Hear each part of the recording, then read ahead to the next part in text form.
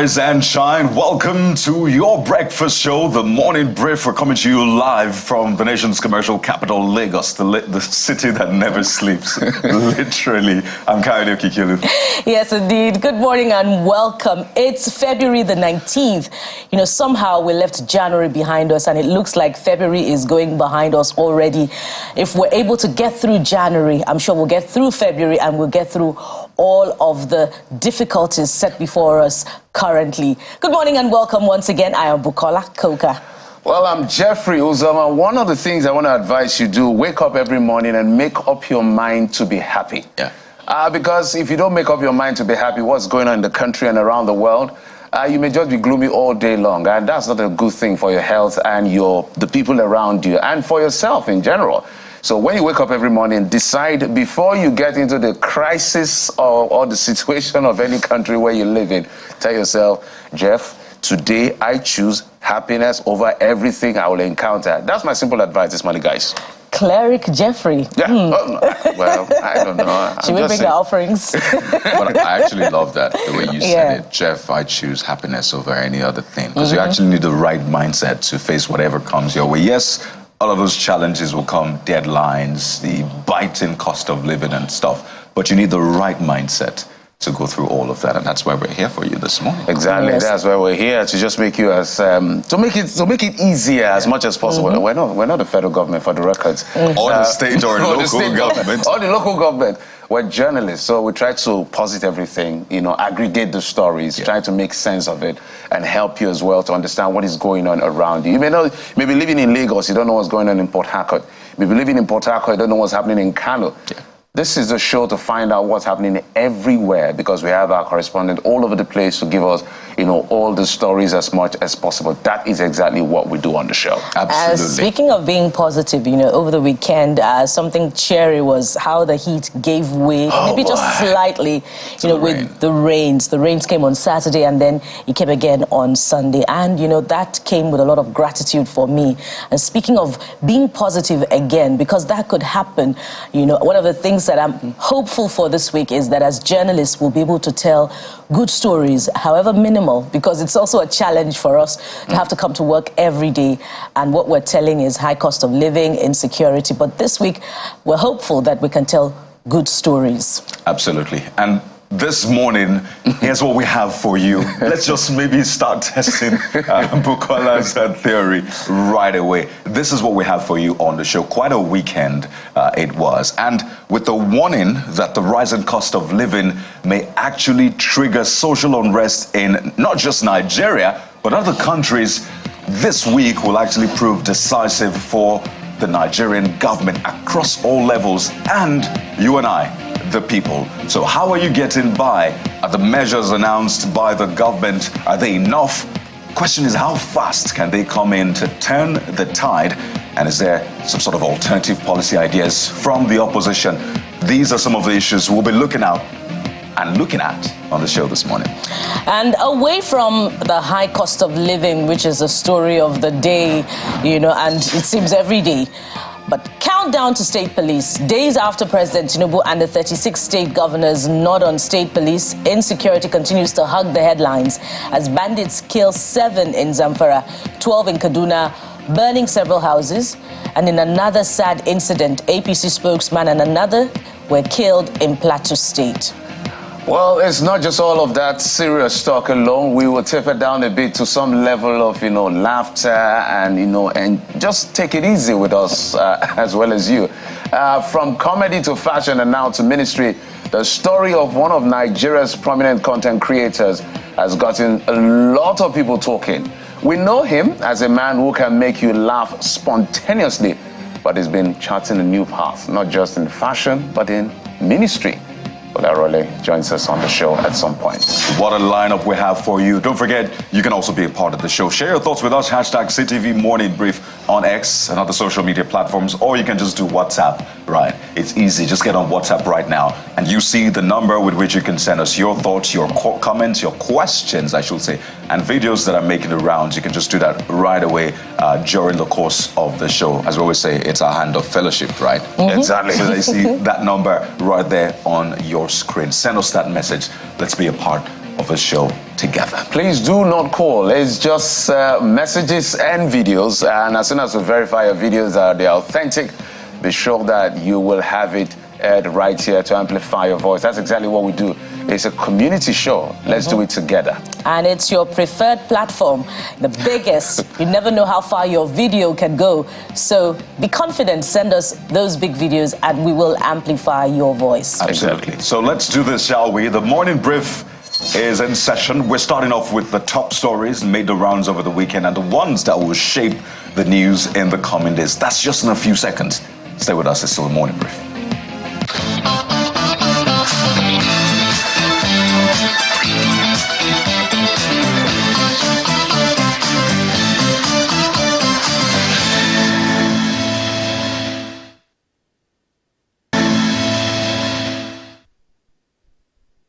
Now, these are your top stories on the brief. It was a weekend to forget for residents of Gindin Dutseme Kiala village in Kaduna State, where bandits wreaked havoc, killing at least 12 people and injuring 9 others. Well, a community leader, Moses Musa, told Channels Television that the attack occurred in the early hours of Sunday, very close to a military checkpoint in Kajuru local government area. He said that the bandits invaded the community around 5 a.m. as residents were still asleep, shooting and setting 17 houses on fire. The 12 people were killed, were burned to death inside their rooms. The community leader also disclosed that the attack lasted for some hours without resistance from the military said to be stationed in the community.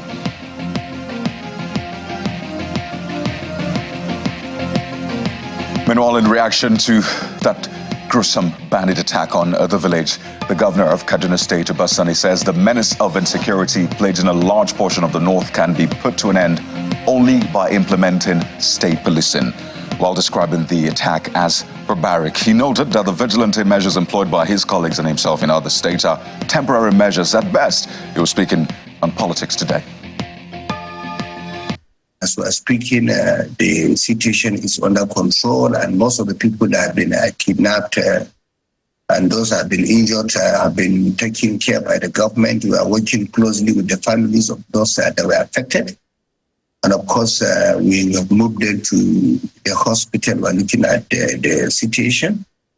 And those that have been kidnapped, we are working with the security agencies as well as the communities within the area to ensure that we have been able to rescue them from those kidnappers. But the most interesting aspect of the whole situation is that the communities there that comprise about 3 communities within the area of the local government, they have made it clear to the government as well as the security agencies that they suspect some level of informants. Now, Mr. President himself, when he was the governor of Lagos State, he was among the people insisting and agitating for restructuring. What is restructuring? One of the components of restructuring is creating state police. If you recall, some of us have been advocating for the restructuring.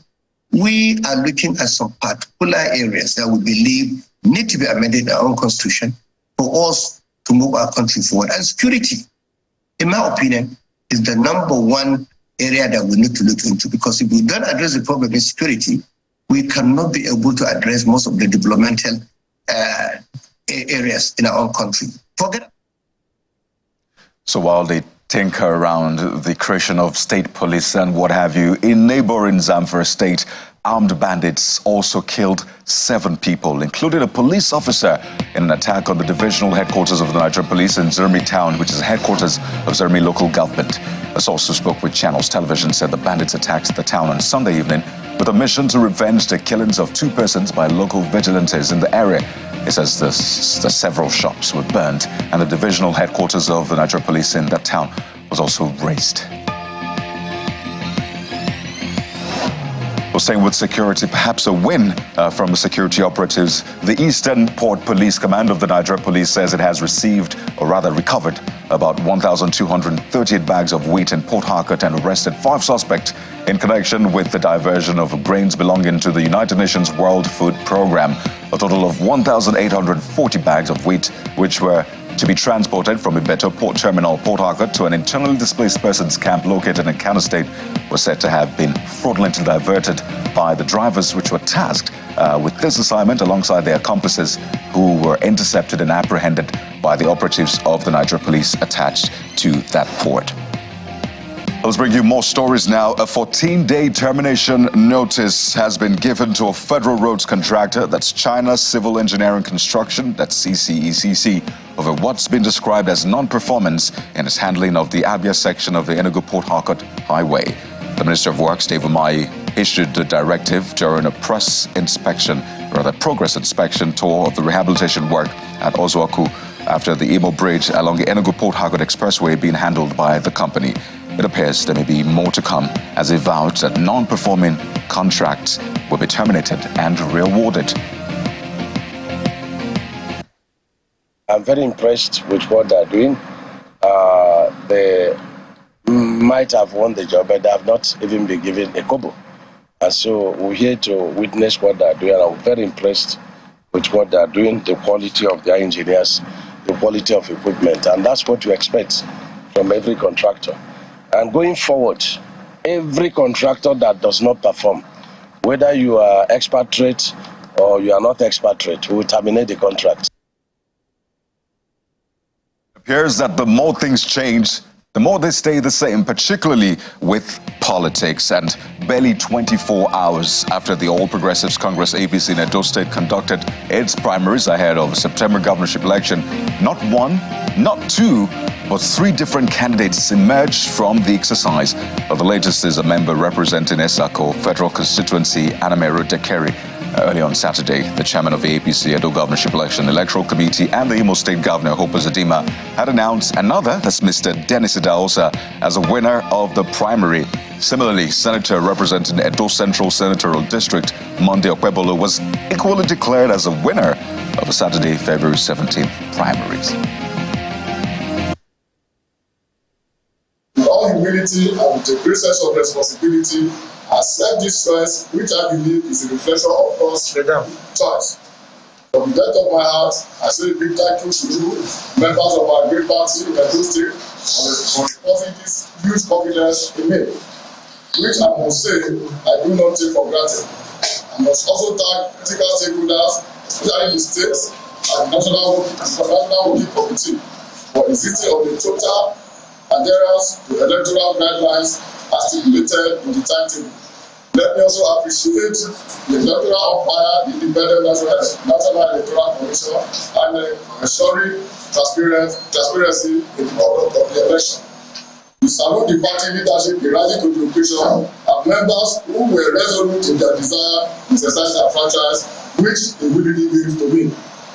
While awaiting the affirmation of my victory by the board delegates as stipulated in the guidelines and other relevant laws, I wish to assure you that in the next few days, I shall be unveiling my electoral manifesto, Christy Venture of Hope Agenda. I therefore call on my party, all our party members, and the State in general to give their lawyers and join our campaign effort to form the next government in the state, a government that will care for you and your children and that will build your suffrage. So I say Mr. Arole Dekeri, the third APC governorship candidate to emerge from various primaries in Edo State. Well, let's move on now to the power situation. Amidst poor power supply to Nigerians, the Minister of Power, Mr. Bayo Adelabu, is urging subnational governments to increase their participation in endeavors aimed at guaranteeing ample power provision to the nation. Well, he believes that the new Electricity Act has paved the path for state governments to oversee and ensure that inhabitants of their respective states receive satisfactory service from distribution companies operating within their regions. The Power Minister made this session during an exclusive interview with Channels Television. I'm happy at the new Electricity Act of 2023 that now allows subnational governments, that's state government, local governments, and even private sector investors to operate within the power sector. I believe that the subnational governments must pay more attention and they must play more at the distribution level because the people are closer to them, they are closer to the people there. And they know almost every community. When the transformer breaks down, it is easier for the state government to identify and call the attention of the disco. The state government can decide to buy new transformers, to change the weak ones, the old ones, to support the disco. It might be a grant, and it might actually be an additional investment by that government in that particular disco. As it is today, the discos own 60% of the investment of the companies, while the government owns 40%. That 40% is a joint ownership between the federal and the state governments. So if the discos are not liquid enough to incur all these expenditure investments for infrastructure improvement, the states can come to their aid. Invest more in infrastructure, buy new transformers, buy new electric poles, carry out reconductoring, change the substations, and all these investments will be. I can find the full interview later tonight by 9 p.m. on Newsnight, only on Channels Television. Well, outside the country now, attention shifted to the 77th British Academy Film Awards last night as Christopher Nolan's blockbuster Oppenheimer emerged the big success of the evening, winning 7 categories in total, including Best Film, Best Actor, and Best Director. And All Poor Things, starring Emma Stone, who took home Best Actress, won 5 BAFTAs. Well, historical drama, The Zone of Interest, won 3 BAFTAs, including Outstanding British Film. Well, fan favorites Barbie and Saltburn failed to win any BAFTA, despite being nominated for 10 awards between them. Well, so those are the top stories for this hour. I'll just welcome Bukola as we run through some of the trending issues which we have for you on the show this morning. Bukola. And quite a number, Kayode, from high cost of living to some of the things that our elected public officers were saying over the weekend. Those are some of the subjects, some of the themes, you know, making headlines on social media now this time around as we move away from the headlines in the studio. So let's get to what you are saying and all of those big stories making the rounds. High cost of living, of course, is a big story. There's been breakdowns upon breakdowns of how much minimum wage will actually get you when you go to the market. That's if you're spending 60% of your income on food. So let's begin with this one from Olayinka Onawale. I'm Dr. YK on X saying the current high cost of living in Nigeria prompts reflection on what exactly constitutes the cost of living. Often when we hear cost, our minds leap to money, which is a reflection of a society where currency reigns supreme. So I don't know if that's philosophical or just being deep, approaching this from a different angle. Well, beyond being philosophical, you know, had we not been in this age where we're using technology, you know, fintech solutions for our transactions, imagine if you had to go to the market to, you know, restock your store with groceries. You'll be taking a lot of cash, you know, and that is significant of the food inflation that we're currently experiencing. And it speaks to what the president of the Congress, the Labour Congress, was saying over the weekend, that we could get to a point where £1 million minimum wage may not be enough. I don't know if you see it that way, Kayode, this morning, as we look at the high cost of living. I think it's really obvious to the blind. Even the deaf can hear it as loud. And I think that's where we are.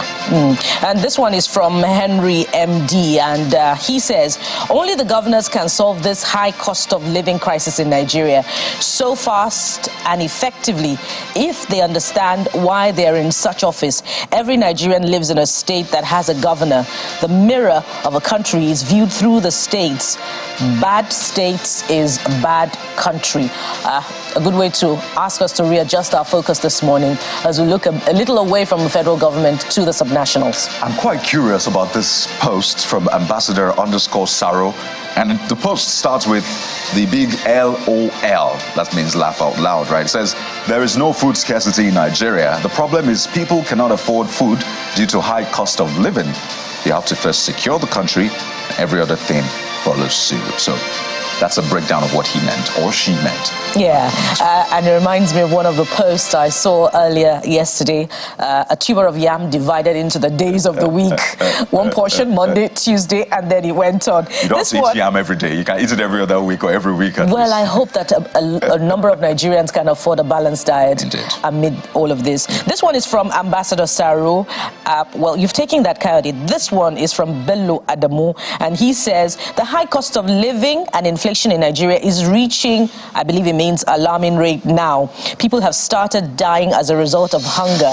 Very soon there will be massive reaction by the poor masses and social revolution.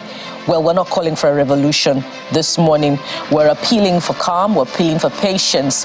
We hope that we turn a corner yet again. But that's from Bello Adamu. Absolutely. The FDB also gave a similar warning. Not just in Nigeria, by the way. This is a global challenge, so it's important for governments to pay attention to it. Now, let's move on to some videos which trended over the weekend. At least 2 videos made the rounds, really. And incidentally, those videos were from the same venue. One, the President of the Senate, the other from the Minister of the FCT. So we'll take what the President of the Senate said yesterday. And this concerns the situation of the economy, and he ties it back to what happened in the previous government, particularly with the governor of the Central Bank of Nigeria, the former CBN governor, Mr. Godwin Emefiele. Take a listen. The kind of debts and the kind of economic mess that we're in, a lot of people did not understand. Sometimes I remember President Obama saying that you cannot know Washington until you get to Washington. So by the time we went in to look at the economic situation of the country, it was terrible. So you know that the former governor of Central Bank, we don't even know what to charge him with. Whether to charge him for putting foam on top of the bill, or to charge him for illegal possession of firearms, or to charge him for printing notes without income. I don't know what we are going to charge him with. But what we can know is that yes, there is hunger today because of the kind of policies and actions that they took. And we recognize that. And I think every political party should recognize that. And as always, that has gotten a lot of people talking. Take a look at what Ekene Williams 05 says about this. Says, why do we play politics with everything in Nigeria? There's a question mark to that. A central bank governor is blamed for leaving the economy in a mess. Where's the Minister of Finance? Did Emefiele serve under a president? Where is the PMB in all of these? And PMB, of course, is President Muhammadu Buhari. That's what Harrison Williams A journalist's wish at this time would be that the Senate President is available to answer immediately. But if wishes were horses... Or the other people mentioned in this. Yeah, absolutely. Well, this one is from Julu Duru, and he says, while you deliberate on what charge, as it's easier to charge petty thieves with unimaginable crimes in Nigeria, please make sure to recover every penny that he and his cronies allegedly... Well, he didn't complete it, but I guess we know what he's trying to say. We must get used to recovering every loot and not just prison sentences. Nigeria needs it now. Indeed. And the other video that also trended had the Minister of the FCT not just talking about what's going on now, but he went ahead 3 years to come talking about the fact that it looks like there's nobody to challenge the APC. The ruling government in 2027. In 2027. So 2 things. A lot of people said, isn't it still in the PDP? There's been that debate, is it in the PDP or PDAPC, as has been said. But the second one, which was a much bigger issue, is I thought we were facing some real challenges right now. How did this come in? And just to buttress that point, take a look at what people have been saying. This is from Shaggy Uba. Says, this tells of the mindset leaders have in Nigeria. Not concerned that citizens are suffering and complain, coming out to say he knows they will still win the elections to come. This was amongst other things he said, by the way. But of course, you know, this caught the attention of a lot of people, understandably. Well, we await the FCT's minister's categorical position about which party he belongs to. Exactly. Well, this one is from Mood Haruna Jr. And he says, it seems like they are more interested in their own power and success than in the well-being of the people they're supposed to serve. Go challenge honor. I believe he means God go challenge honor in local parlance. Oh, I see. Interesting. Take a look at this one. Schools in Niger says a priority. Most of these people, it's just elections and how to grab power. They can't strategize to solve our electricity or security problem. It's always about defeating political enemies. And it's important to understand that these people represent people, you and I. So it also raises questions about the kind of engagement we're having with our political leaders in court, but those who are elected to serve us at various levels, that they really representing us. And I think that's one of the take-homes from this conversation, not just what the Minister of the FCT said, but what we've been seeing happen across board. And it's interesting to note that Nigerians are speaking across board now, across the country, across geopolitical zones, not just Nigerians in some parts of the country. So it seems as if there's unanimity in the views that Nigerians are expressing about the disillusionment, about the state of the economy, about insecurity. This one is from Gregory Emmanuel, and he says, I've always said this. Politicians are after the next elections and not the well-being of its citizens. And it's quite disheartening and sad that in times such as this, where the economic crisis is ravaging, someone is talking about how to win 2027 elections. Well, let's end it there.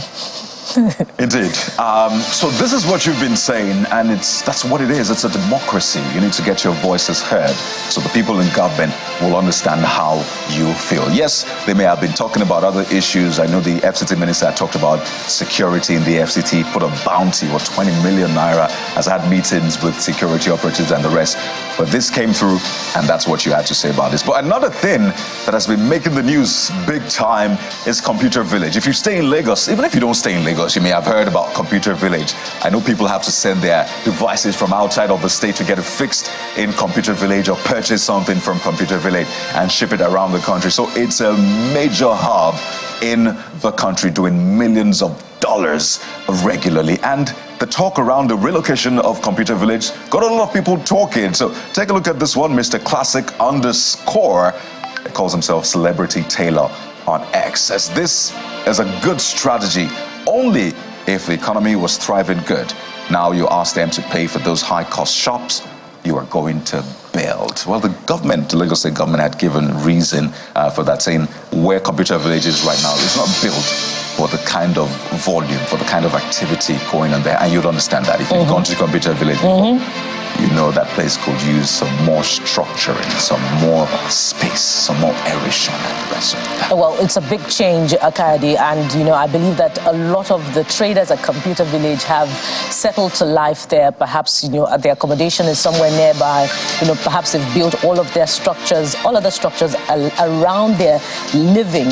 Around the state capital. So moving them all the way to Katangwa is a big disruption. So how they're going to adjust to that, but then again, change is the most constant thing in life. Well, they're still talking about Computer Village. Black Jewel says, if what he said is what's going to be done, it sounds like a good idea. I've always been of the opinion that Computer Village is located at the wrong area for too many reasons. Well, this next one is from the iPhone Baron. Jaffetto. So I imagine this is a concerned stakeholder, because I can see it from your name. And this is what he says. He clearly said, and that's referring to the official, he clearly said those who are obstructing traffic, and not the whole Computer Village. All these shops by the road on Arole Way, those also from the beginning of the road on, is this Kolio Street, and also Medical Road. Those are most likely the ones that will be demolished and relocated. Plaza built inside the market might not be affected. It is. Well, that doesn't sound like what we've been hearing at the start of this conversation. I believe that those even further down, close to the underbridge area, may also be asked to relocate. And the area that the state government is considering is somewhere in Katangwa, Abulegba. So it's a major shift. We wonder how they're going to take it. Well, this one is also from Olamilekon, and he says, I saw the master plan of Katangwa years back. It's massive, and the discussion has been ongoing for years. I know it will happen. There's so much to talk about in this one. Homeboys for You also says that Ikeja is an administrative capital of Lagos, and markets crowded such as Computer Village are not located in capital city anywhere. So all of those thoughts coming through across social media, keep them coming. This is what we're about, to get your voices heard and ensure that we have a robust conversation. We'll take a moment now on the show, and when we return, we'll turn our attention, not like we turned our attention away from it, but we'll begin with that big story. That is the cost of living. Are there alternative ideas? What may we be missing? This week is going to be very critical for us as a nation. So let's start bright and early. That's the moment. Stay with us on The Morning Brief.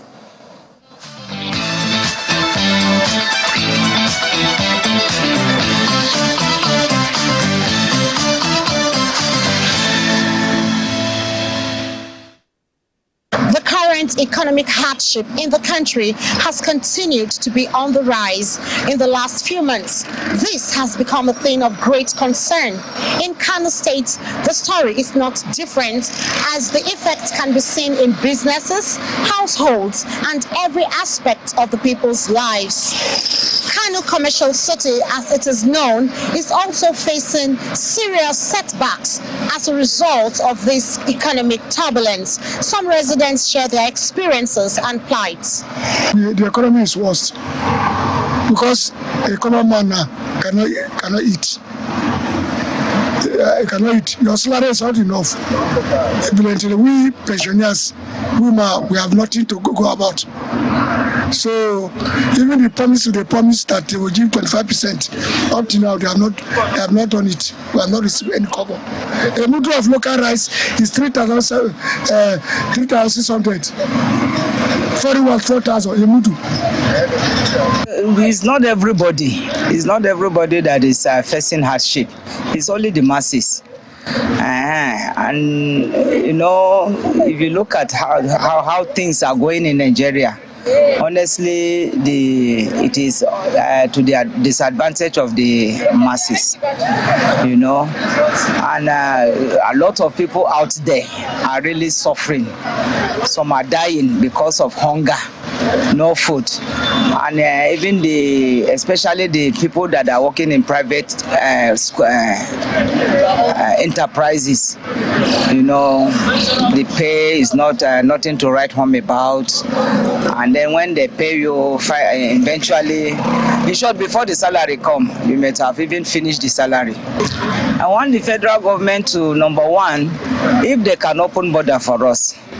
Number two, this promise they made that they are going to send about 42 tons of grains. They will release tons of grains into the country.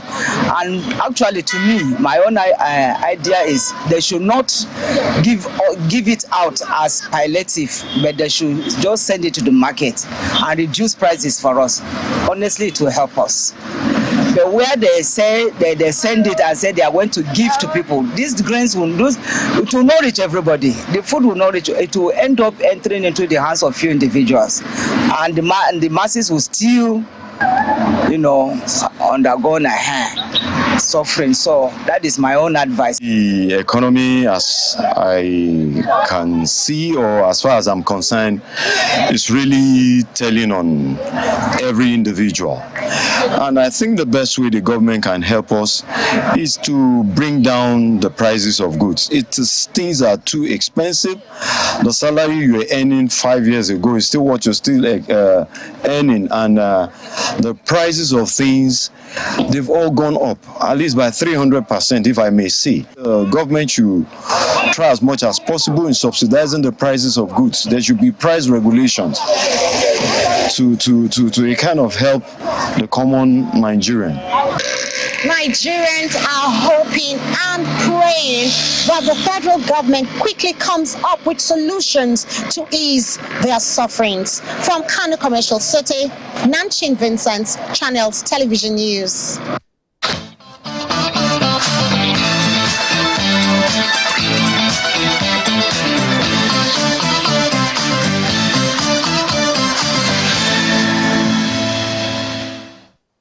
And that's exactly where we'll start from on the show today. The high cost of living biting hard on every individual across the country.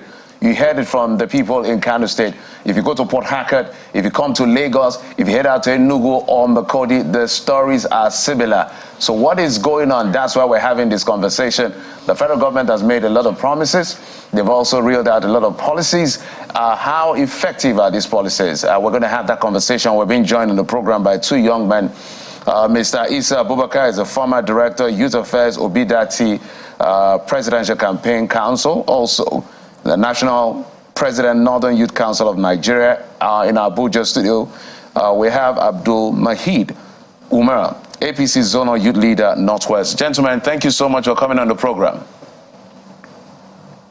Thank you for having us. All right, Mr. Omar, it's a straight question. I'm sure you heard what the people are saying. I don't know what your response will be, given the fact that the president promised renewed hope.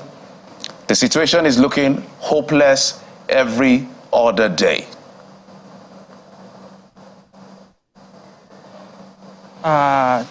Mrs. Yomi and colleagues, thank you for having me.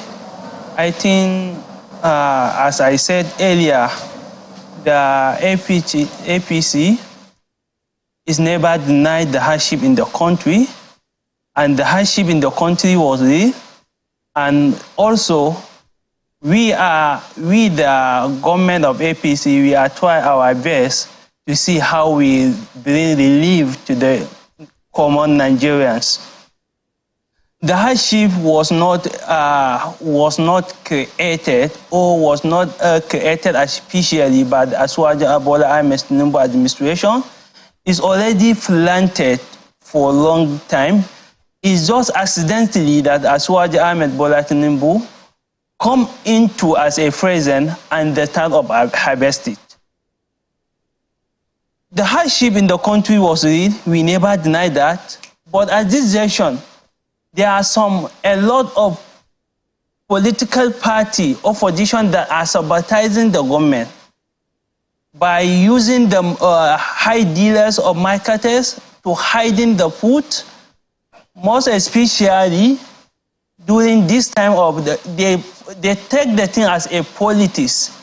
They politicize everything, especially the hardship.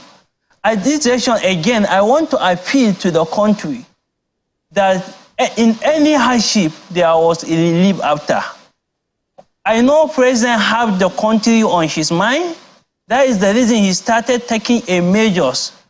Like, I heard that, and inshallah, the thing will be released soon.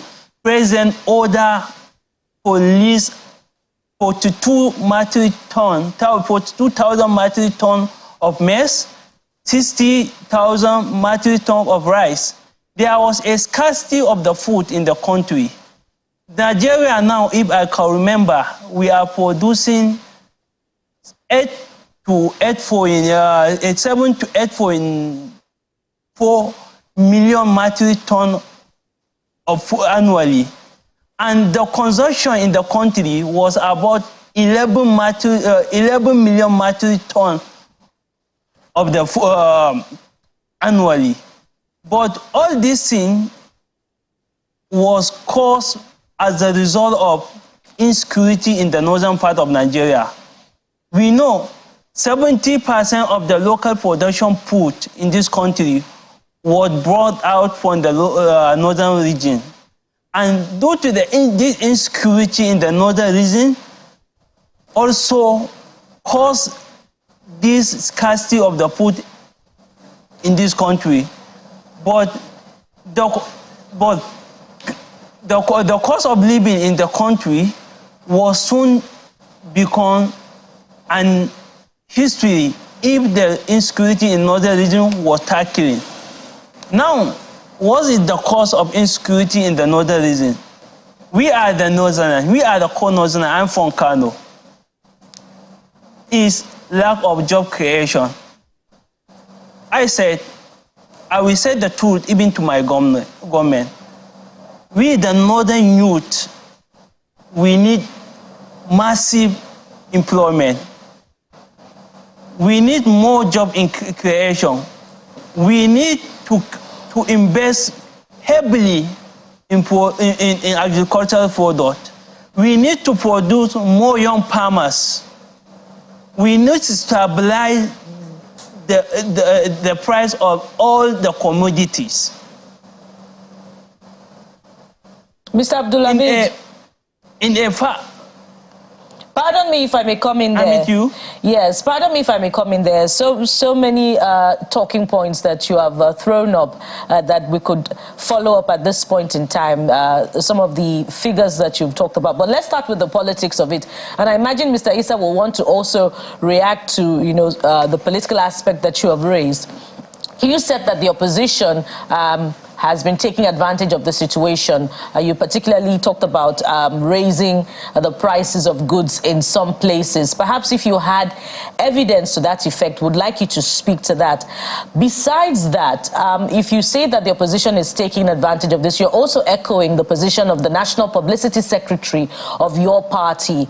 And, you know, but the cost of living crisis protests that we've seen in the last couple of weeks have taken place in states where the president and candidate of the APC in the election won the presidential election in Niger State, in Kogi State, even in states where he fairly enjoyed support during the election. So speak to that, Mr. Abdulhamid, before we go to Mr. Issa.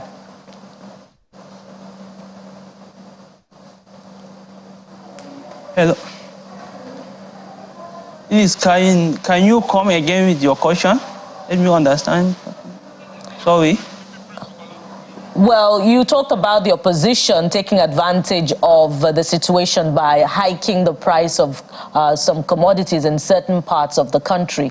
I'd asked that you provide evidence, if you had, to that effect, to prove the position that you have taken. And besides that, if the opposition is responsible, in some states where the protest against the cost of living has taken place, those states were won by your candidate. So speak to those issues. Yeah. Opposition are taking advantage.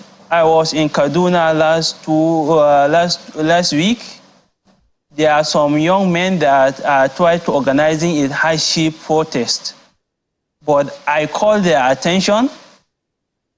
I try my best to orienting them. Don't allow any opposition party to use them and organize a hardship protest in this country, because we know where they start, but we don't know where they end. As I go this process to know where is the problem started from, I realized that it's some opposition party that's sponsoring them to come out and do the protest. I never denied the hardship. Even the president is never denied the hardship. But I know the president has the country on his mind. And he's a person that has tried record of stabilized economy. Overlook the time that he had a trial record the time that he was in governor in Lagos State. How he boosted the economy. And I have a good hope that even the situation the country is today, the situation will become a history in a few time coming. Not even that.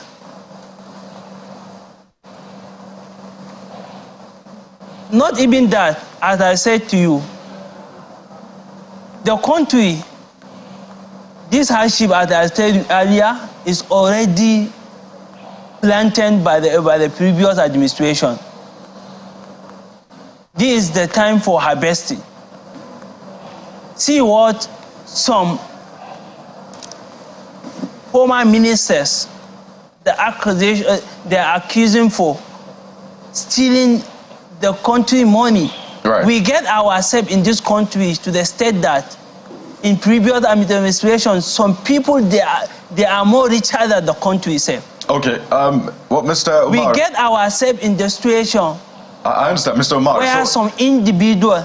All right, pardon me to button. So my colleague was asking for specific evidence to speak to that. I know it's been said time and again that people are responsible for this, but it would be good for you to have evidence since you also spoke to this. But let's bring in Mr. Issa Abubakar, who's a former Director of Youth Affairs of BDATI Campaign Council. Well, I know you've listened to what he said, added to what Nigerians have said about this situation, and I'd like to just get your immediate reactions before we get into other issues.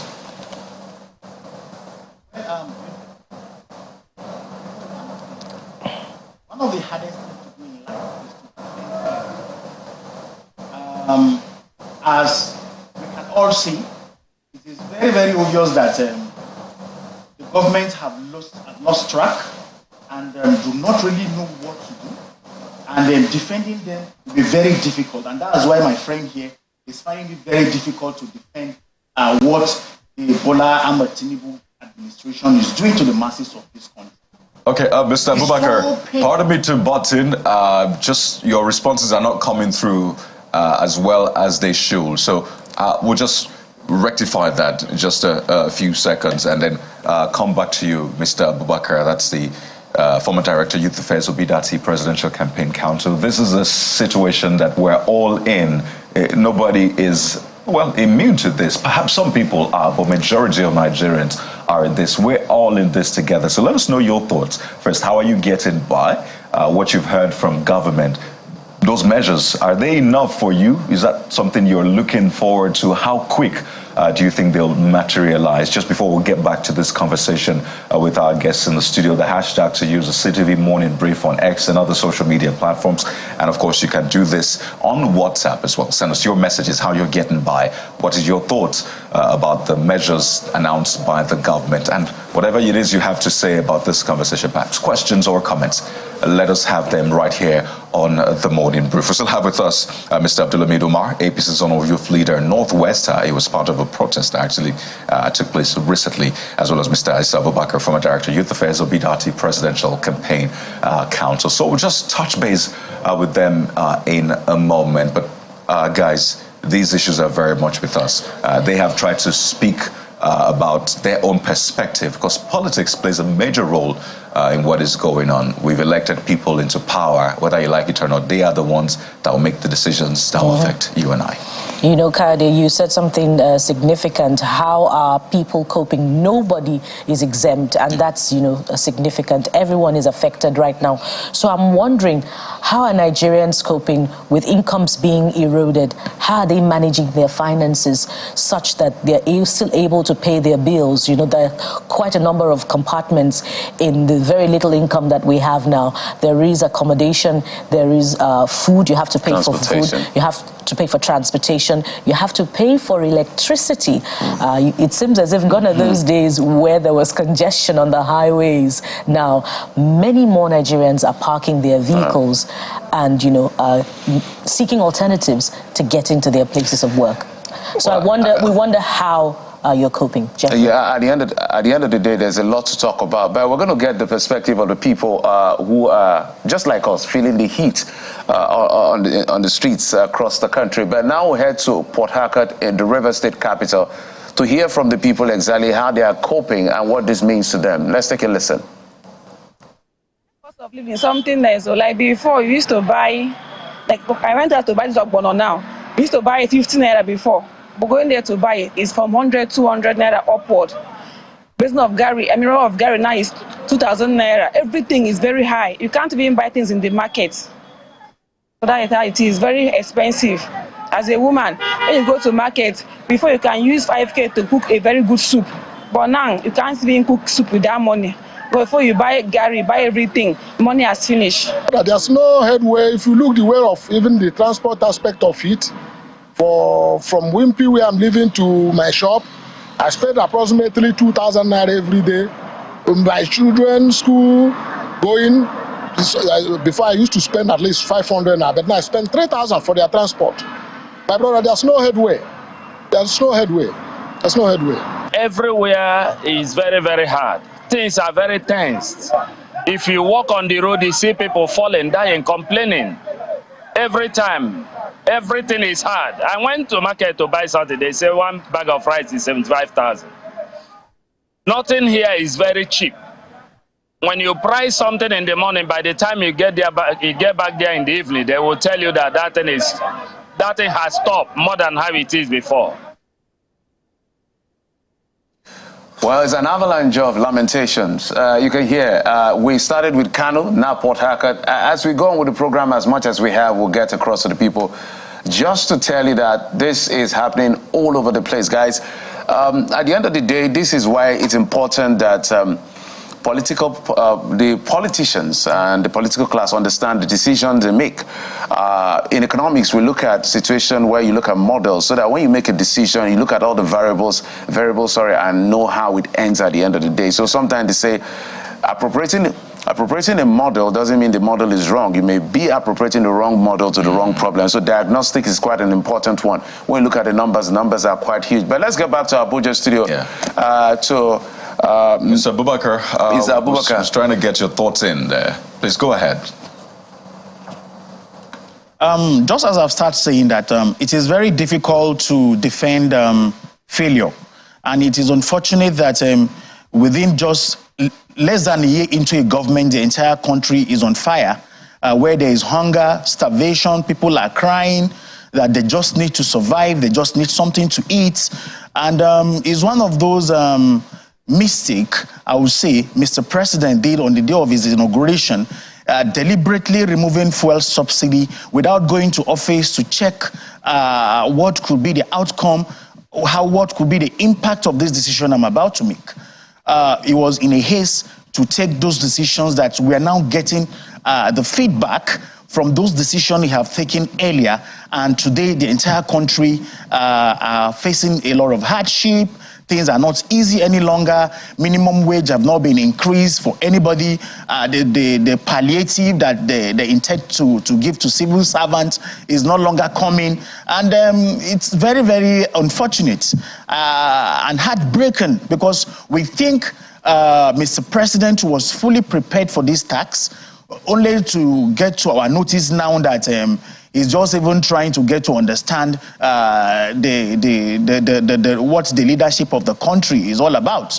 But having said that, we just have to find a way around it. The government have to find a way around it. People that are well-to-do in our country have to come to help Mr. President. Mr. President needs to consult more on what can I do to see how people will stop crying. Because what is looming before this very government, if care is not taken, could consume it. You can't leave people with starvation. They can't even afford the food. The resources is not there for them to go to the market to get what they need for their family. Even if the little resources is there, they cannot afford what is available in the market. So it's something that call for the entire people in the country to come together and see how they will help Mr. President. And in addition, my friend here, my colleague here was saying that all these things are politicized. Hunger is never a political statement. The political statement we are talking about now is the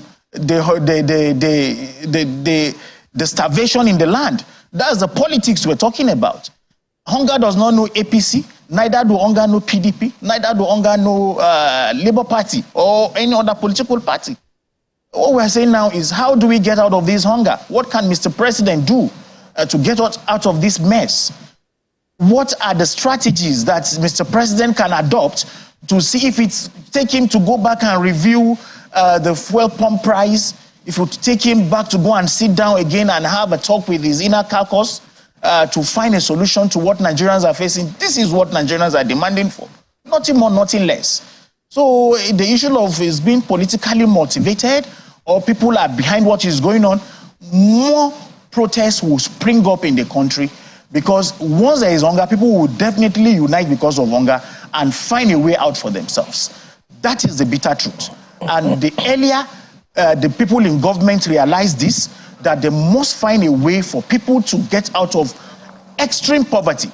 Don't forget, Nigeria is one of the most poorest countries in the world before now. And now we have policies that is biting harder on people. And I just heard that the Minister of Power is also suggesting a subsidy removal on power supplies to poor Nigerians. So you should imagine where we are going to. So I don't know where they are taking their advice from. Is IMF a localized organization in Nigeria that will tell us how to run the economy of our country? The answer is no. We must look for indigenous economics, experts indigenously that will advise us. But we are taking advice from International Monetary Fund, taking advice from foreign countries that this is how to run economy. They are not here to understand the pain of over 200 million Nigerians. And you are listening to those people to give you a direction on how you will run the affair of a country that people are already poor. They just want to make them more poorer so that your government cannot be governable for you. Mr. President should not listen to these people. Those in power should not listen to this IMF of 18. Concentrate on how you can bring indigenous knowledge that will help you take people out of poverty. That is my concern. And I think that is the majority of Nigerians' concern. All right, Mr. Omar, I'm sure that you're hearing from the Labour Party man who is already proffering solution. It's a battle of survival at the end of the day, Mr. Omar. So do you think that the Bola Ahmed Tinubu's administration should start rethinking some of the policies that brought us here? Yeah, thank you for having me again. The solution is already started. The measures is already started because, as I said earlier, there was a scarcity of the food in the country, and that is the thing that makes the thing to be harder for the Nigerians. We are over 200 million people in this country, and the demand of the food is less than the production of the food. We advise the government, it's our government, we advise them for investing more in agriculture for productivity, for introducing modern farming, for create more jobs, infrastructures, and so on. And the solution is common, advertically. He already keeping party politics aside. I join him. We are not longer a partisan. Let us face the reality as the Nigerian young people. The heat is not only party people that it is not only Labour Party that are taking the heat. We are all taking the heat. That is the reality. And we are always together with the masses. I'm from grassroots politician. I'm always together with the masses at the grassroots. I feel the pain when the hardship was there. And the solution is common. As I said, it's common. Now, since there was a scarcity, I want to even commend the president for give an order of release 42,000 metric tons of maize and 60,000 metric tons of rice. But I want to advise the president again not to release those food items like that. Let them create a strong task force that will monitoring those food. Make sure the food reach to the needful people. Because in this country we are, it's more easier some governors to hide that food against 2027 general election. It's nothing new. They will hide the food and they use it for their campaigning. Mr. Omar, thank you. I imagine that your job must be difficult, but you've done well so far. Thank you very much for your response. I'd like to take you to Mr. Abubakar now. You said earlier that the administration clearly needs help. But beyond that, I'm sure that as a member of one of the opposition parties, you're used to this question, but it's significant to ask it yet again. Your candidate had also campaigned on the resolve to remove fuel subsidy. So perhaps if they had won the election, your candidate had won the election, we just may be where we are yet again. That's why I'm asking, what alternatives to the economic policies of this administration would suffice to bring Nigerians out of the doldrums? What are your recommendations? The recommendations are simple.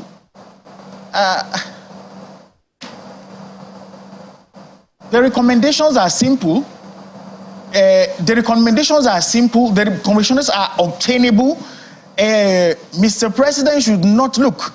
I am not a party to social safety net program in Nigeria. Because you create a Ministry of Humanitarian Affairs where you expect them to reach out to the masses with little token that will make them survive.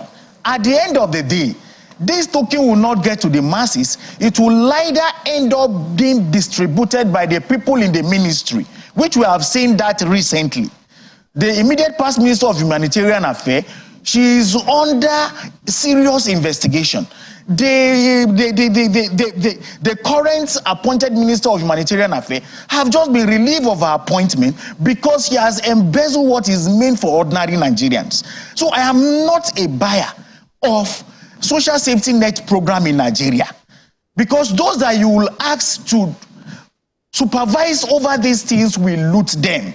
It is natural in Nigeria. I don't know why our people are so greedy to this extent that what is just meant for the common Nigeria, you that is already in position of authority will also embezzle it. So I am not Mr. President to see how we could channel that resources that is always in the Ministry of Humanitarian of over 600 billion.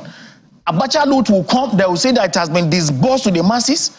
Loot will come out from somewhere, will land that it has been distributed. No, these things should stop. There should be physical projects, implementation, revive our industries, especially in northern Nigeria, where we have high levels cases of insecurity.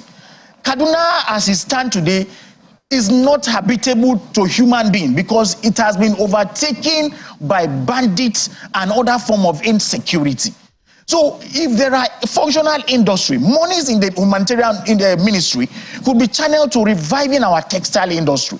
Go back into cotton production so that the fabric we are even wearing should be solidly produced in Nigeria. The president knows all these things. You understand these concepts.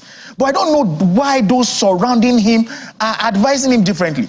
And I told Mr. President when he was elected that he should look at the mistakes Mr. President, that is former President Muhammadu Buhari, have made. His social safety net program had not worked for the benefit of Nigerian people. That ministry should be cancelled.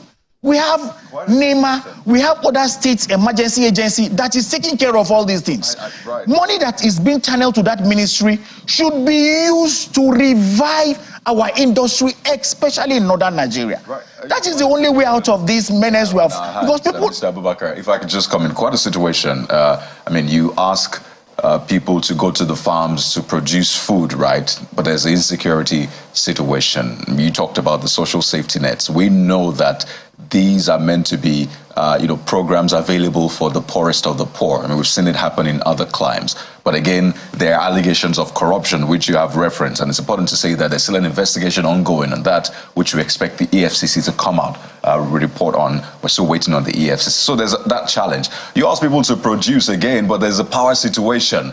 There's rising cost of production from diesel to petrol, cost of transportation and all of that. So it's a very interesting conundrum we find ourselves in. We know the solutions, but there are threats to those solutions staring us in the face. And this conversation is essentially about having alternative policy ideas. And you've talked about some of those policy ideas. But I'd like us to wind down on this. As a Nigerian who is a leader of other Nigerians, what are you telling your people about this period? How are you telling them to get by, perhaps mentally as well? Maybe we can end on that note.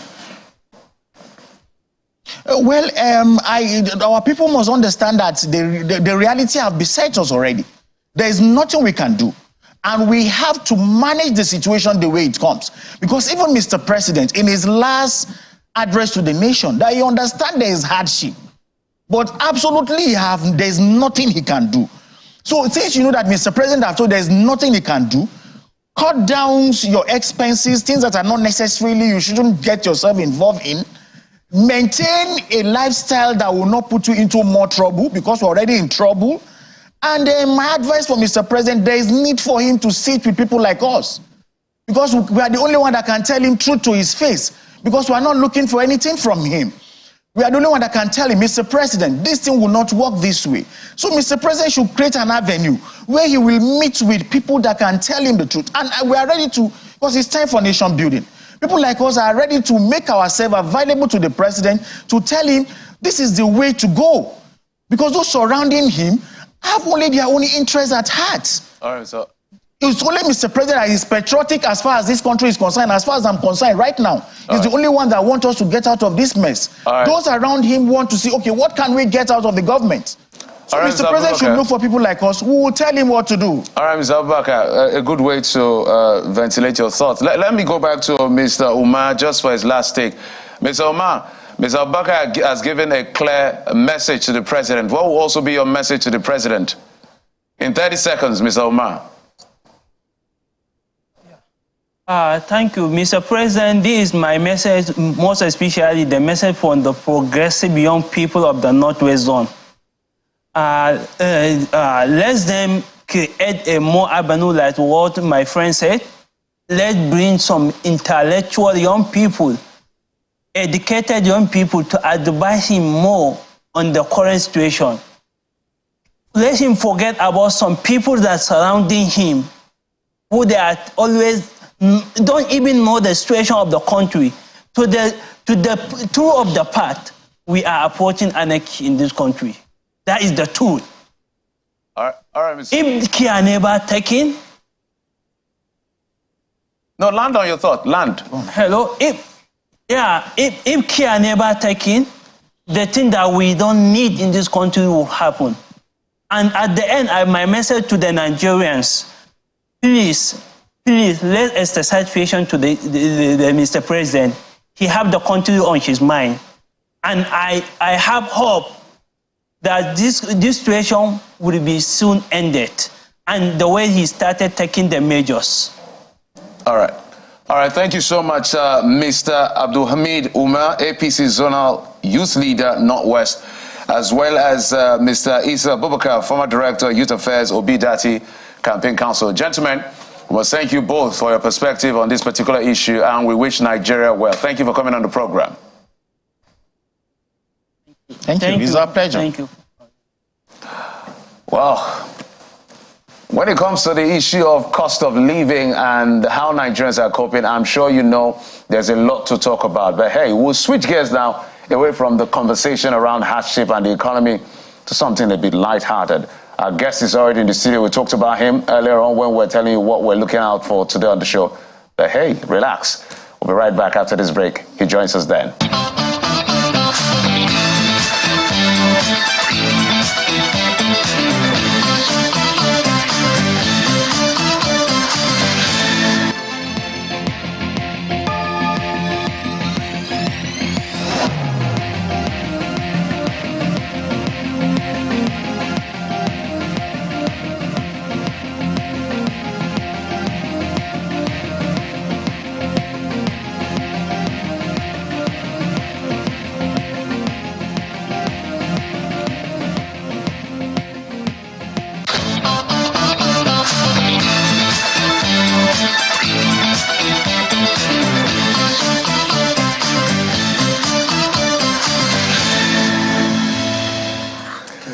Well, this next conversation is important on different levels. You can see me chuckling already. Amidst all of the challenges, it's important to just take a moment. Take a moment, even if it's 5 minutes, and just reflect on the things that can make you happy. You can't go through the days all tied up and stuff. So on the one hand, to give you something to laugh about, to make merry about. On the other hand, his story is very inspiring. Wow. This man is multifaceted. Glory to God. Has been able to transform different ideas, different skills into income. He's nodding his head right next to me. Ladies and gentlemen, we have with us on the show Tobi Bayogo. You know him as Woli.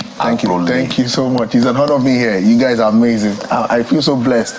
When you reached out to me, I was like, wow, it's a huge honor. So I do not take this for granted. I don't know why I'm laughing, because what you're saying is not really funny, but I am laughing at the same time. We are the ones that feel honored. I know, absolutely. Yeah, right? And it speaks to the point that Nigerians need something to cheer them. Oh, yes. There's a lot going on right now. Yes. I mean, you're all dressed in white, as though all of the Ruffo is not talking you. So it's not you. Even your teeth, they are extra white. You know? Please tell us, how are you getting by this period? We'll come to your story, but we need some, divine ideas of sorts. For me, I'm very faith-based. I'm Christian, and I had to come from that angle. You just need to, because I understand. I was listening to what the other guests you brought were saying. We are in a very serious time in Nigeria. Very, very. Apparently also globally, not just Nigeria. I must say that, but it's more intense on us here. And I think one thing I said something the other time about how can we go through this mentally, is just to firstly be grateful. And that's the truth, because behind anything you see, there'll still be one thing you are grateful about. Even if it's one thing. At least. And you must just know that the joy of the Lord must be your strength at this time. This is not it, because, okay, the situation is quite tight. Now, if you are yourself now goes about the situation quite tight, it's going to be too draining for you. So at times, some people might just resolve to just listen to music. Maybe parents just play with their kids. You get what I'm saying? Because it can't be so tight and you're also very tight. You might not even find a way out of the situation yourself, because everybody will react to this differently. So we just need to keep up that smile and keep praying, hoping that things change. And that's why we have you on the show, really. Being grateful, even if it's for one thing, and then find avenues to make yourself happy. It's really important, because things are tough. Don't be tough again. Oh, yes. Tough times tough. Yes, exactly. Tough square. But talk to us. You have such a phenomenal story. I was just saying before we came on the show, I remember a picture we took years ago. Woli Arole was, we're just starting there. Now, Woli Arole is global. Glory to God. I mean, millions of followers on social media.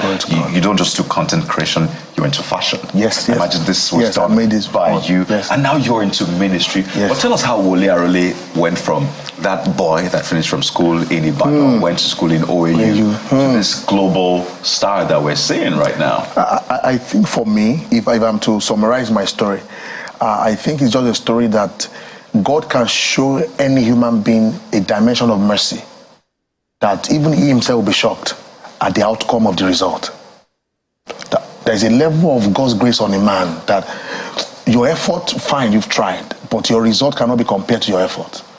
That means it will have multiplied you so much more that when people bring you on a platform like this to talk, all you first say is not that you want to be a cliche, it's God. Because I tell my people that people funnier than me, that people more anointed than I am. But I'm here by God's grace. I've known this young man since my day in Ibadan. At time when I used to, in fact, there was a time that when I saw him, I was like, you are the young man I used to, remember, I used to listen. It's the truth. And you watch, and I think for K understand more, because we are almost from the same region, and you see growth. In fact, not him, even myself saw growth. Even my mother saw growth. Even my friends saw growth. And it's just quite incredible. After all of the fact of, hard work is very important. Persistence is very important. You hold on to your dreams. One thing that I think have really worked for me is my ability not to downplay what I carry. I don't run by people's opinion. Whatever you say about me is your opinion. Sorry. That's not who I am. I'm not who you say I am. I'm who God says I am. So I'd add all of this even from the days in OAU. Some might say, you're not really funny. I had my down times, 100%, where I would but I just knew, and I'm very affirmative with myself. I look at the mirror, I say, Tony, you are a great guy. The world will hear your sound. They will know that there is a man. I kept at it when there was no money. I just come just with this attitude and I say, the word we hear. And that's why the words we say are very powerful. Yeah. It's not even about faith now. It's just science. Keep saying it, it's going to be well. I'll be fine. Before you know, this word will form a force around you. I begin to gravitate you to destiny. So let's talk about some of the challenges you had to face when you focus more on comedy, because you're transiting to a lot of things now, multi-layered, which is why we say multifaceted here. There's a controversy around the art form of comedy, juxtaposing it with faith-based spaces. Yes. How did you manage all of that? Because even till today, people don't understand why comedians will be on a sacred platform like the pulpit. Yes, sir. Yes, sir. So how did you manage all of that? So for me, I think the grace for me was that when I started from Initial, I don't do mockery. You can check all my content. I don't blaspheme. And that's where, and I agree with faith-based people. God is sacred. Our faith is sacred. In fact, I feel all faiths are sacred. Islamic, traditionalist, Christian. You get what I'm saying? So there are boundaries you must not cross. So why I was quite active as a comedian my content, I carry my selfie, do a video. All I talk about is positive vibes. That means your glory will shine. You get what I'm saying? Church has invited me before. In fact, before I go to perform at church, I pray that there are things I must never say. There are some jokes you must not crack. For example, you're a pastor in a church, okay, maybe invite me, and there are some ways I can't just do banter to you, sir, because you're not a man of God. Even if I want to do it, must be positive. I'm like, Daddy, Lord, God bless you. Thanks for you get. I can't say, look at his head. Can you see that? And some people don't know. So that's where people felt that, you get what I'm saying? So you just joke at Mommy Gio, Jesus of a thing, this blood of, these are sacred things. So I think that is where fake people had issue with people that were content creators and comedians to say, see, our faith is sacred. This is the name we call and the dead rises. This is the name God helped me at that time because I knew from way back. I had the comedy thing and I had the prophetic. Yes, quite well. But the comedy came out first. People knew me through it. But I understood boundaries by His grace from start. So for me to transit was easy because people will say normally it does not make mockery. So that was it. Well, I'm sure you're expecting this one. I'm sure you're wondering what happened if we didn't ask you this question. The anointing is attractive. Yes, I'm sure you understand that's what I mean. It's attractive to the extent that... You put me on the spot there. You'll be getting attention from a lot of female folk. Tell us how you manage it. It's God's grace. People know obviously I'm married by the special grace of God. And I have a son. You should put that on record very well for people that don't know. No, I'm married though. Yes, now it's online and I respect my family. That's very, very important and all of that. One thing I think that has also helped me is the fact that I don't create an atmosphere where such a thing can strive. You can create an atmosphere for sin. You can. No matter how anointed you are. No matter even, you can. That's why the Bible tells us to flee. There are boundaries. So once you know that there are boundaries, you may, the people will give gestures. Oh yes, and I do tell people, I'm not so concerned about what you throw to me. I'm more concerned about how I react to it. So if I sense it and I feel that, I'm not too comfortable with this, cut off. And God has also been helping. Speaking of boundaries, you had cause to clarify your approach to deliverance, and which got the mainstream media talking. You talked about how there are... Let me just read your statement, and you can correct me if I'm wrong. You said, I see a lot of people comment about me hugging the women. So the first lady, I believe, is my blood sister, and the other lady is my wife. There are dimensions to power. Different people operate in diverse dimensions. So I can hug my wife and pray for her. I can hug my sister and pray for her. So my question is, if you see that there are dimensions to power, would it be okay if those ladies were not related to you, not your wife, not your sister? I can't hug them like that. No, I won't. Of course. That's boundary. We had a meeting, 24 hours meeting, which was the surge. My blood sister was there. That time my blood sister has hugged me to pray for me. It's an honor for me now to hug my sister and pray for her. And this is what people don't know. You see, as a spiritual person, you are spiritually driven. So people that are carnal might not see what you're doing. So it is hard. You get what I'm saying? Because we are not in the same space. What I'm saying, you are not saying. You get what I'm saying? That time as well that my wife has prayed for me by hugging me. My mom has prayed for me by hugging me. My mom was in that meeting. Okay, let me give you an example. My mom, if I want to pray for my mother, there was a day I wanted to pray for my mom at home. She knelt down, 74-year-old woman. I said, no, Grandma, why will you do it? What was it? I wanted to hold my mom up. My mom said, no, don't do that. He said, it's not you I'm leaning for. I'm leaning for what you carry, which is more than you. Can you see that? That's understanding.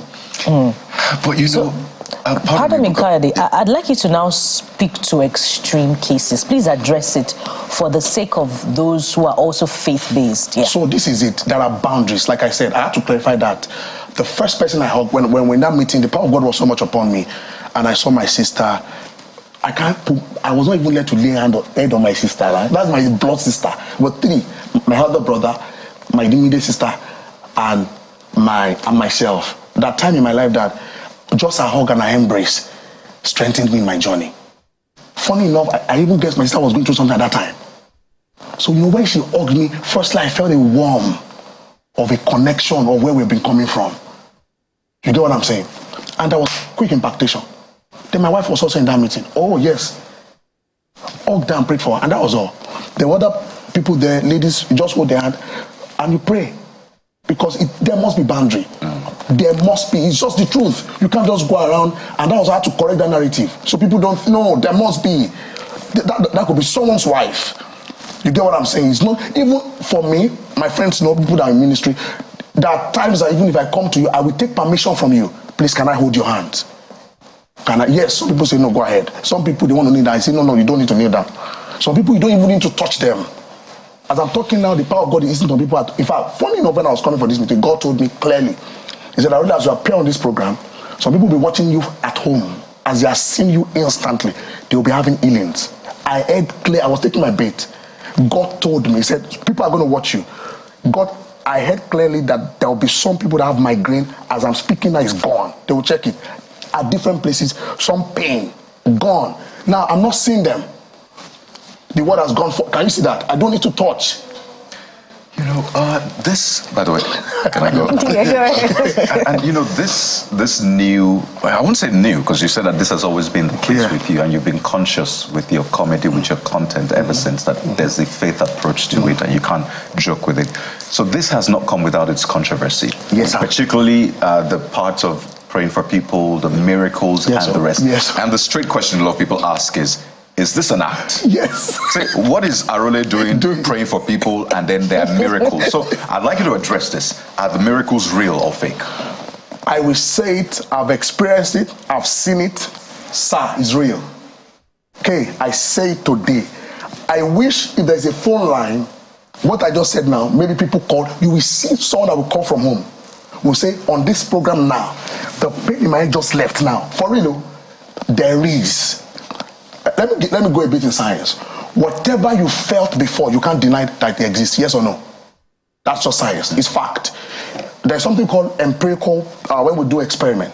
If I felt something before, okay, even if you say that thing is not there, I will tell you that I felt it. Because you experienced it. You know why some people don't believe in miracles? And I understand the layman people. A lot of people have bastardized it. That's it. Faith-based people.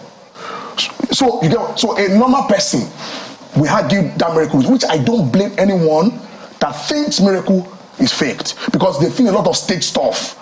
Where there's a lot of fake, is only original that will nullify the fake.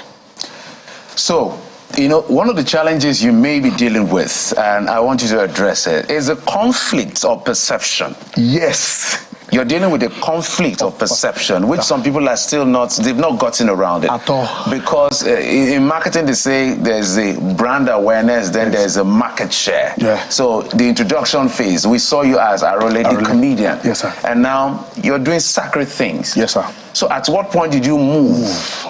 Did you get that transition? And now are people managing that perception? Or you feel that people are still locked in your past? And now you navigating that path? This question is amazing question. God bless you, sir. So it's been in me. It's been in me. So it started. I just pray for my friends. 2, 3 friends. So I on my phone, IG Live, and God spoke to me. Son, time is now. So I started taking people to the mountain, and all of that. I started moving. And some of my fans thought it was a joke. Oh, this guy is not joking again. Oh, it's not real. So there's something called anakazo. It's a particular word. It's called compelling power. And that is one thing about power of God, faith, is that you do less conviction. The power itself convicts people. For example, I didn't know I was going to be on channels today. I didn't know this. It's not planned. That's God. He just reached out to me. Oh, this stuff, can you come out? Where I was, I counted it as a privilege. So that's it. You get what I'm saying? So I get that a lot. In fact, when I go for meetings, some of my fans laugh first because they are. This one you say, bro. This one's and another thing is an advantage for me. So my fans know me to be this humor person, so it gives me a penetrating effect. So my fans see me Arole and they say pray for me, quite humbling, because they've connected with the comedian. For the ministry, the gospel to penetrate is easy, and that's one thing that God is using people like us to correct. That God can use any man in any profession. At any time. Case is a broadcaster. and the agenda of God is that someone like this will just carry the prophetic. He's still doing whatever he's doing, but he's just living. It's just, how are you doing? It might not just be so much, it could be word of knowledge. So that's it. So Arole now is not the church kind of person. He's still the normal guy. I'm still into production. I still do my content, but by the time I get to a set, which are those words that sent me through, they say, can you pray with us? People send me messages back. They got their healing. They got testimony. So that part is people still really. In fact, some of my clients. Let me tell you something funny thing, sir. I had an MC event recently in London. That my client, God saved my life. He has paid me already. If I not, and I needed money. So he was relating with the old Arole that is a comedian MC. Father Lord, I thank you for that day. It's a very interesting story. It's funny. He had paid me pounds. He just saw, because, and I see that happened January 20th, which I cannot recover from. I haven't. When a meeting, I think that's the picture they showed it the other time. The man was on crutches. Even my friend invited me there, and I said, "Sir, you're going to walk." Even when I was saying it, I was saying, "God, I beg you, my life." God told me, "Go and meet him. He will walk." I said, and that was real. My friends were there. His name is MCOJB in London. People, if not that they were there, for example, people would have doubted. That's it. In fact, to show that it was so real, it was from because when I go for teachings, I do an IG live. So if it was pre-recorded and I played, even my people... It wasn't like you knew the man before or you had never met them. The man attends that church, came for that meeting, but it's always on crutches. He had a very strong pain at the back. So that day was so quite intense, he could not walk. So as I got there, God said, he will work. I heard him. I hear God like a friend. Clear, he will work. I said, God, I've not done this before. God said, just minister. I said, sir, can you give me your crutches? God said, hold him. As I held that man, when that man took the first step, sir, I was numb in my life. These are things I watch. He took the second step. He took the third step. The man jumped. There was noise in that place. I did not sleep myself till 5 a.m. I was dazzled. I looked at my hand. You know, when God does something, even you, the carrier, must feel it. That's God. It's not prepared. It's not that. No. My mom called me. My dad, that does not. So back to our story. Sir, the man has paid me pounds for MC. He just saw the miracle. He called me back. Arole, if you are not a prophet, you can't MC. I said, I will MC this one. For this, today I'm a comedian. Because you needed money, right? I don't do this one. He said, so I'm bringing a prophet. A prophet cannot. As there is and the event was, people laughed, cracked a lot of jokes. My fans were there. In fact, there's still some places, funny enough, that some of my fans, they will tell me, if you like be a prophet, if you like be a general of a ministry, you are anchoring my, some people, which I still get production stuff. I still act in Skinny Girl in Transit. Some people still love that. They will tell you, listen, if you like prophesy from today to tomorrow, if you like, especially those elderly people, my son is doing wedding. You, Arole, you are. And it's beautiful. That's what we say, you're multifaceted. Yeah. You do content creation, ministry, and you do fashion as well. Man, I know you say it comes from God, but really, how do you transform all of those ideas into reality? Because your work schedule, your traveling schedule as well, I know you have to shuttle back and forth. So what is that secret to transforming all of those ideas into reality, such that your work rate is, if you are a striker now, your goals will be a lot? How do you do it? I think it's dedication, it's commitment. How do you care? Sorry, I need to ask you people that are here. Do you know how amazing it is that we watch you mornings like this? Do you know how amazing it is? Don't think Arole is just the only person. In the same way people just leave their work, 4 a.m., 5 a.m., millions of people are watching now. It makes us happy. That's just the same principle. You are dedicated to it. This morning, you might not even, I'm sure there will be times that either you or him will have had time that maybe that morning you were not really feeling well. Am I correct? Yeah, exactly. You didn't just want to, you just feel like, even this, but you are here. So that's just it. There's nothing dream pursuit in life if we're not dedicated to it. With all the prophetic and comment that people are saying, if I'm not dedicated to it, if I'm not committed, if it's not hard work, I can't get here. No matter the level of anointing, no matter the level of grace, Faith without work is dead. I must just say, so many questions, Woli, Arole. I just have to prioritize now. Nigerians need a message of hope right now. I wonder if you can look into the crystal ball. Either it's through a word of knowledge, maybe it's even counsel.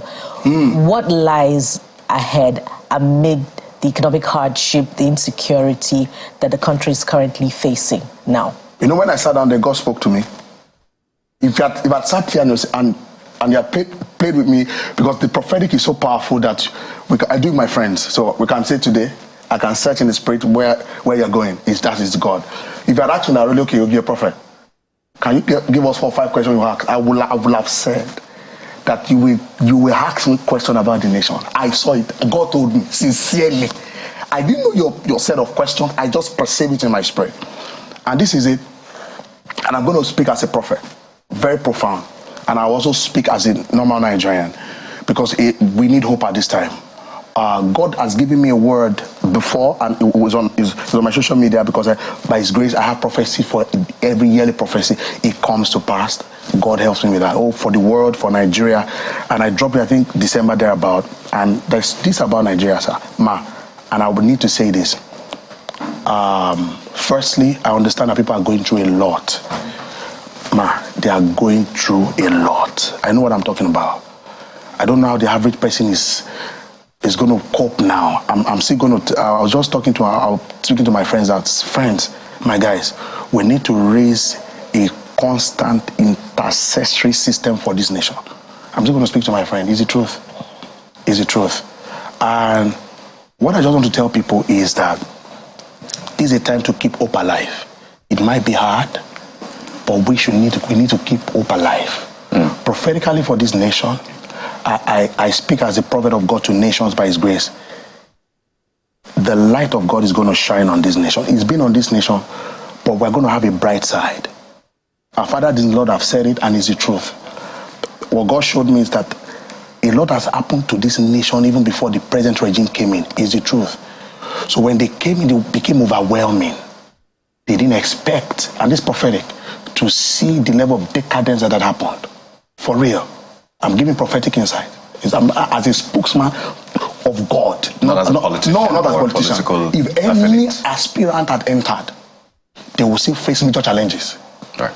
Because, but what I just pray is for, mostly, if there's anyone watching that needs to pray for this regime, is wisdom. Because a house is built by wisdom. This regime needs wisdom of policies to remove and to replace, of people that should be ejected out of the cabinet and people that should be in. I speak as an oracle of God. This is not a time where somebody is in a cabinet to function in a capacity and that person is embezzling. God will evict such a fellow, because your own act can affect millions of lives. Am I making sense, sir? Yes, sir. So, because the presidency is not as powerful as the team. All right. This is what we'll do. We're going to do a behind the scenes with Woli Arole. I mean, we can go on and on. He's always an amazing person to have on the show, but we'll continue this behind the scenes. So watch out for that video. We'll put it up later on. But you know, we'd like to thank you so much. We've overshot our time, major. It's quite interesting. We're just conversation. I want to say a big thank you to Channels TV. Woli Arole, Tobi Baego, would like to thank you so much. Thank you for your time. Thank you for coming. Always a pleasure having you. Thank you. Right. Thank you for making us laugh. I made so even when you were saying serious things, I was laughing. Thank you so much. God bless you. God bless Channels TV. Absolutely. Thank you. We'll go on a break now. When we return, we'll have another leg of a conversation. It concerns transportation and safety. You see these people on the road, you visit them for your vehicle inspection, but we'll talk about what goes on behind the scenes and the things you need to know so you stay safe on the road as well. That's the moment. Just stay with us. It's still a morning brief.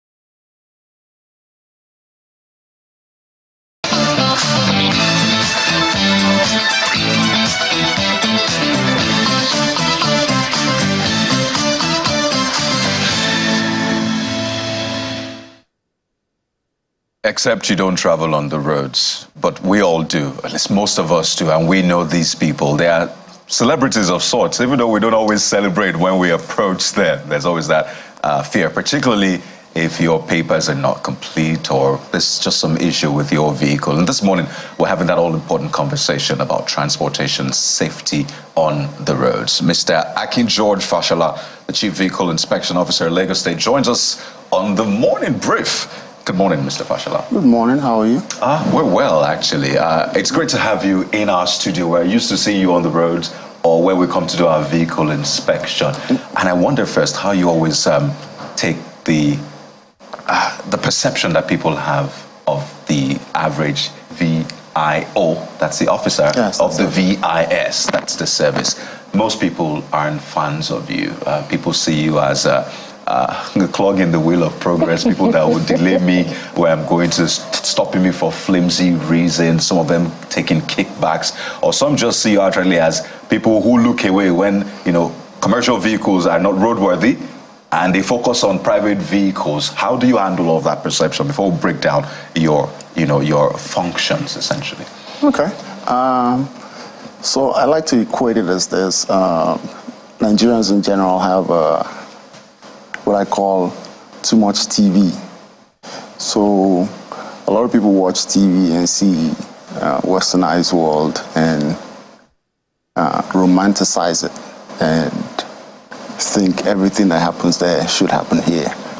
Oh, well, it's not quite the same. So you have to gain a level of infrastructure capacity to get to that level.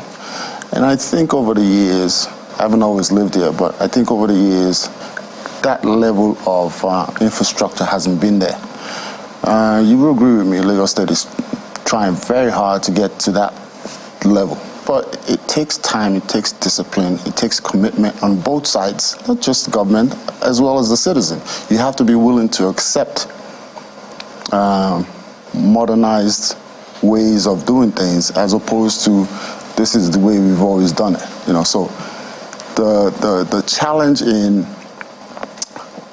introducing new ways of doing things and the acceptance by the people is always a very tough battle. I understand what you mean by, you know, people see them as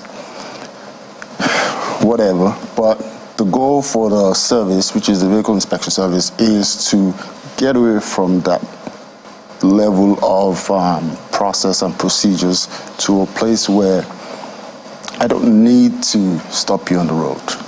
I don't need to engage you. But that takes a lot of infrastructure to do that. Like, you know, the mailing system, the messaging system, the willingness of the people to accept technology and not always rely on old and antiquated methods of doing things. That's just the key there. And we have been trying to invigorate the service to bring us a level of technological advances so that, you know, you and I own cars too, I don't always wear the uniform, can go about and do what we're supposed to do when we're supposed to do it. So let's break it down. This, I'm sure, is Nigeria's most natural question, especially those of us who live in Lagos. Yes. When you're driving, yes, you see the FRSC. The next time you see the police. And then next time you see the VIO. Please help us unpack whose responsibility is what. Maybe start with yours. Maybe you can't speak for the police or the FRSC. What exactly is your job as VIO so that when they do the wrong thing, we're able to call your attention to it? Thank you. Okay, so primary assignment for vehicle inspection officers is to make sure that the vehicle that anybody is driving at any given time on state roads fall within the guidelines of state law, which is to be at least decent in physical appearance, documented, and safe to drive on state roads. That's the primary assignment. And also to make sure that you are driving the vehicle are authorized and licensed to do so. Pure and simple. Police can do the job of VIO because it's part of a security challenge. You know, if you don't have identification for a vehicle, you pose a risk. It's part of their encompassing role as security officers. They can stop you at any time, ask for the same documents that we ask, and go further. Federal road safety, by mandate, they are supposed to safeguard the operation of vehicular activities on interstate roads. They are federal, so they have jurisdictions and stuff like that. But, you know, from time to time, we engage on whether it be federal or whether it be state. But for the most part, they are limited to that. So it is not VIO's job to arrest anybody who is using the wrong way. Is it your job? It can be. I said the primary role is vehicular activities. Okay. It can be a further assignment. You're still breaking a traffic offense, and under state law, any agency that is in an enforcement mode can assist in that particular assignment.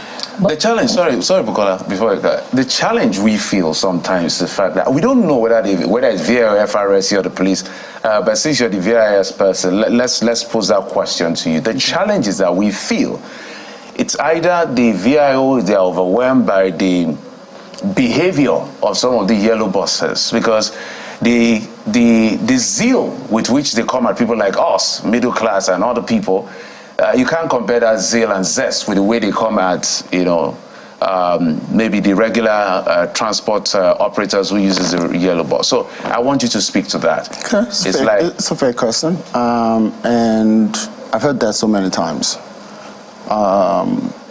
So having said that, our mandate is all vehicles, but this year, like I said, I haven't heard that complaint before so many times. This year, our focus for our officers is the commercial transporters. So I'm at a level where I'm comfortable with the technology the state has developed and put on the road to take care of private citizens. You will hardly see Lagos State vehicle inspection officers disturbing private citizens on the road. So it's a matter of 2024, we are facing commercial entities because there are just so many of them, and it's about high time we change our focus, we change our procedures, our approach to get those numbers down to a suitable level. So yes, I agree with you for the most part, and like I said earlier, the technology that we've applied so far will take care of the citizens for the most part. But having said that, even private citizens have very bad cars, so we have to keep that in mind. But my main goal for this year is the commercial activities. Okay, so Jeffrey's question is very instructive, and I'm going to follow up on that. But first of all, I wonder if you clarified whether it's also part of the VIO's mandate to arrest vehicles that drive against traffic. Is it part of the VIO's? It can be. As a law enforcement agency, we take on assignments that sometimes are not first priority, but driving one way or driving against traffic is a priority offense.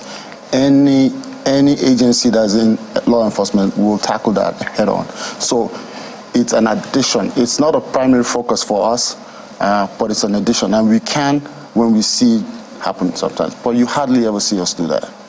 So if it is, well, there's so many other moving parts to that, but if it is, would it be also instructive for the service to consider taking up as part of its jurisdiction the need to ensure that a lot of, you know, streets in Lagos and communities in trunk B roads have those signs that point to the fact that, okay, this road is a one-way road, hence some vehicles cannot come this way or that way, because there are quite a number of them in Lagos, and motorists, unsuspecting motorists, run into either it's a VIO or the national police, members of the national police force, who arrest them and then they were not aware that they were they were not supposed to drive against traffic on that road? Okay, so that's a very good question, and the simple answer is the Ministry of Transportation do actually put those signs up. Let me explain. 90% of the time, they are stolen because of the materials they're made of. They are stolen? Yes, they are. And you can prove that they're stolen? Absolutely. They steal them all the time because a lot of them are made of aluminium. And so we are looking at ways to redefine how we process and how we install them. So sometimes, I'm not disputing the fact that some places don't have the signage, but I'm saying the places that where we put the signage, they get stolen. Okay, so as VIO officers are concerned, what we do is when we know a particular one-way street or place is missing a signage, we recommend, it is not a primary assignment to dictate that, but we recommend that they've taken the signs out of this place, we need to reinstall.